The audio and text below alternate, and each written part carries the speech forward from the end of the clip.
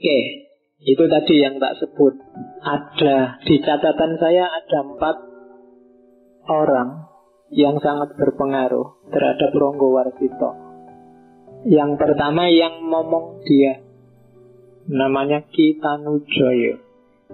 Jangan salah, karena selalu nempel ke Ronggowarsito, Ronggowarsito dapat pelajaran banyak tentang cara berpikirnya orang kecil. Jadi itu penting. Jangan salah, karena orang-orang di sekelilingmu itu menentukan caramu berpikir. Karena dia selalu ditempel oleh Ki Tanujoyo, maka Ronggowarsito termasuk orang yang peka terhadap situasi rakyat kecil. Kalau yang di sekelilingmu orang bangsawan semua, orang besar semua, orang elit semua, susah kalian bisa menangkap apa yang terjadi di masyarakat kecil. Dan itu keuntungannya Ronggowarsito. Bahkan di beberapa babak ada cerita Ronggowarsito itu bisa paham bahasanya binatang. Itu sebenarnya metafor luar biasa untuk menunjukkan bahwa dia peka dan paham terhadap bahasa orang kecil, bahasa kasta rendah, bahkan sampai binatang. Itu jasa dia ditempel terus oleh Ki Tanujoyo. Meskipun ada cerita yang ngajari judi, yang ngajari adu jago itu Ki Tanujoyo itu. Ya enggak apa-apa lah, tapi paling gak kan dia ngerti logikanya orang kecil. Ya, oke. Terus yang kedua ya Kiai Imam Besari. Ini sufi yang mengajarkan syariat, tarekat, hakikat, termasuk akhlak. Dan kalau tadi Ki Tanujoyo yang nempel ke Ronggowarsito, kalau dalam kasus Kiai Imam Besari, Ronggowarsito yang nempel pada Kiai Imam Besari karena dia asistennya. Di bidang agama, Kiai Imam Besari lah yang berjasa besar. Kalau sastra ya kakeknya Sodipuro II, dan tadi yang saya lupa namanya, Pangeran Haryo Buminoto. Ini yang guru kanuragannya. Jadi penting juga kalian olahraga, tidak cuma olah jiwa, untuk membangun kepercayaan diri, harga diri juga. Keteguhan hati, keteguhan iman itu mensana in corpore sano.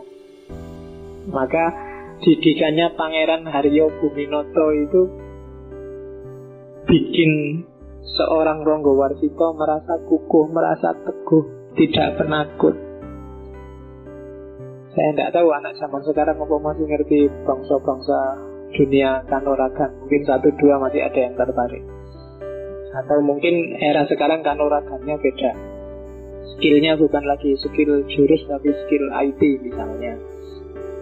Yang nggak bisa IT, pontang-panting. Itu mungkin kanuragannya beda. Yang penting kamu punya andalan, biar pede. Karena hidup itu paling tidak 1-2 harus ada yang bisa dibanggakan, baru kepalamu bisa tegak. Kalau nggak punya, bikin. Kalau nggak ada, bikin. Latihan. Latihan apa? Nggak ketang kamu bisa-bisa nyervis laptop apa HP rusak kan ada kebanggaan. Aku loh bisa nyervis. Nah, kan ada. Paling nggak ada itu. Kalau nggak punya itu, kepalamu nggak bisa tegak. Syukur-syukur banyak keahlian. Dan itu lumayan untuk bangun kepercayaan diri. Oke, jadi ini yang mempengaruhi, yang membentuk cara berpikirnya seorang Ronggowarsito. Maka kamu juga kalau ingin jadi orang besar, pinter-pinter nyari orang yang kamu tempel, atau pilihlah siapa yang boleh nempel kamu.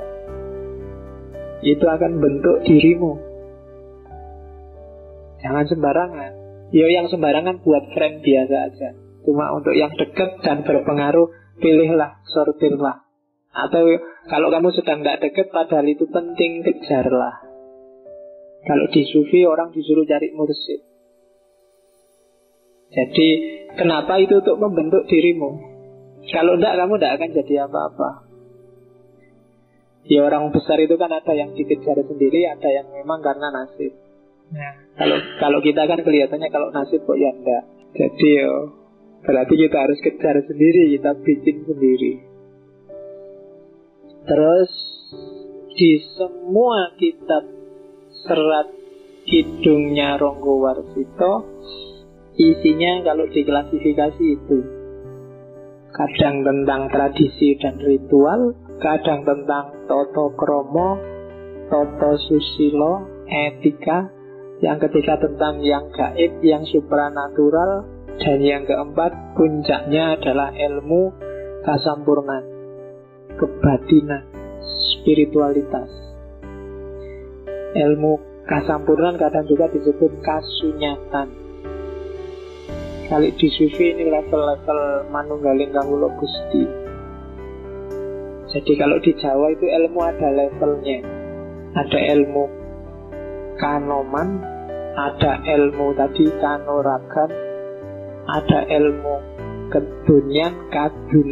keduniaan, ada ilmu kasepuhan, dan puncaknya ini ilmu kasunyatan, kesempurnaan.